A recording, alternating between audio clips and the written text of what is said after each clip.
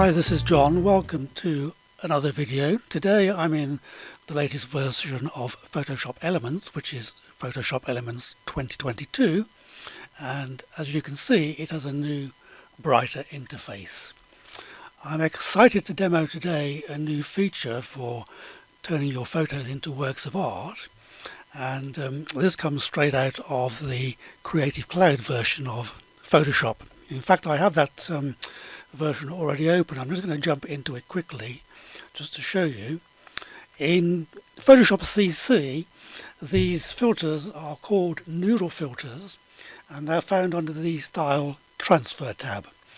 We don't have all the controls like the number of passes and the sliders, but we do have all the magic of the Adobe Artificial Intelligence in Photoshop Elements. So let's jump back into Photoshop Elements and let's open a photograph.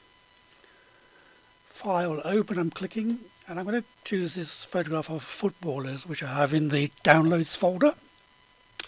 Now these new filters, which are called Artistic Effects, are found under the Quick tab. So if I jump to the Quick tab, you can see we have the same thumbnails as in Photoshop Creative Cloud. But one of the good things is that we actually have even more in Photoshop Elements. So the Adobe team have really done a good job in incorporating these filters which work on AI. As I said, we don't have all the same controls, but we do have the ability to control the intensity and how these effects are applied to the subject or the background or both, and we can even keep the original photo colors. So let's take a look and see how these work. So if we hover over these thumbnails, it gives you an indication of the type of effect that will be applied. Let's try some of the famous paintings. This one says post-impressionist. A little bit further down, let's choose something different. This is another famous painting. Again, expressionist. I'm not sure the difference between expressionist and impressionist. This one here says traditional oil, and this one says landscape oil. But really the best thing to do is just to click on each thumbnail and see what results you get. And that's quite impressive actually. I quite like that. Let's choose this next one. And you can see they change pretty instantly and overwrite the previous thumbnail. So really it's best just to play around and click on thumbnails and see what effect that you get and whether you like it. Let's try this one here. I quite like that. What's happening is that Adobe Sensei, which is the artificial intelligence, is analyzing your image, and it's based on machine learning from millions of similar photos, and then on top of your image it's applying texture and color. If I wanted to keep the original colors in the photo, I could just simply click this checkbox and it will bring those colors back, and again that's quite a nice effect. So I think I'm going to stick with that and save the photo. But what I can do is I can go into expert mode, and if we look at the layers panel, you can see that we have the original photo with the as a background image, and then we have the style layer which is applied on top. Now if you wanted to, you could play around with these blend modes, and let's choose overlay and see what kind of effect you get. Let's try soft light and something else, maybe vivid light. Just sort of playing around with these. Let's try hard mix.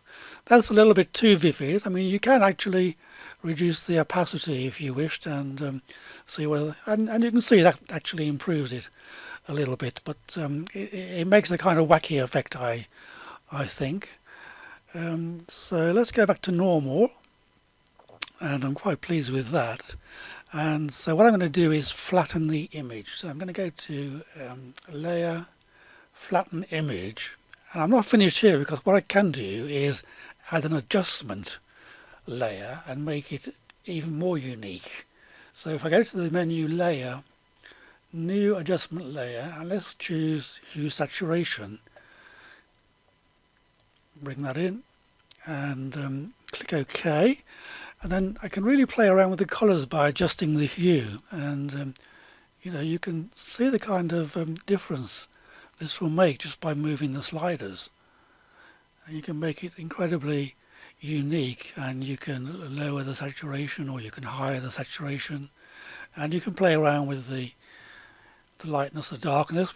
Well, you get the idea, and that's another little tip for you to use the adjustment layer.